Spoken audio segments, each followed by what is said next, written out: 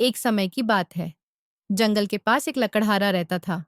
वह जंगल में लकड़ी इकट्ठा करता था और कुछ पैसों के लिए उन्हें पास के बाजार में बेचता था। एक दिन वह एक पेड़ काट रहा था। तभी गलती से उसकी कुल्हाड़ी पास बह रही नदी में गिर गई। नदी बहुत ज्यादा गहरी थी और तेजी से बह रही थी। लकड़हारे ने अपनी कुल्हाड़ी को ढूंढने का बहुत प्रयत्न किया, लेकिन उसे कुल्हाड़ी नहीं मिली।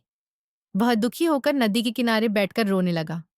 उसके रोने की आवाज सुनकर नदी के भगवान उठे और उस लकड़हारे से पूछा, क्या हुआ? लकड़हारा ने उन्हें अपनी दुखद कहानी बताई। नदी के भगवान को उस लकड़हारे के ऊपर दया आई और उसकी मेहनत और सच्चाई देखकर उसकी मदद करने की पेशकश की। वह नदी में गायब हो गए और एक सुनहरी कुल्हाड़ी के साथ प्रकट हुए। लेकिन लकड़हारे ने कहा कि यह उसकी कुल्हाड़ी नहीं है। वह फिर से गायब हो गए और अब की बार चांदी की कुल्हाड़ी लेकर वापस आए। लेकिन इस बार भी लकड़हारे ने कहा कि यह कुल्हाड़ी भी उसकी नहीं है।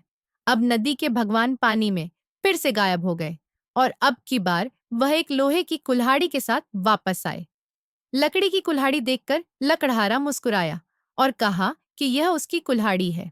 नदी के भगवान ने लकड़हारे की ईमानदारी से प्रभावित होकर उसे सोने और चांदी की दोनों कुल्हाड़ियां भेंट कर दी। कहानी की सीख: ईमानदारी सर्वश्रेष्ठ नीति है।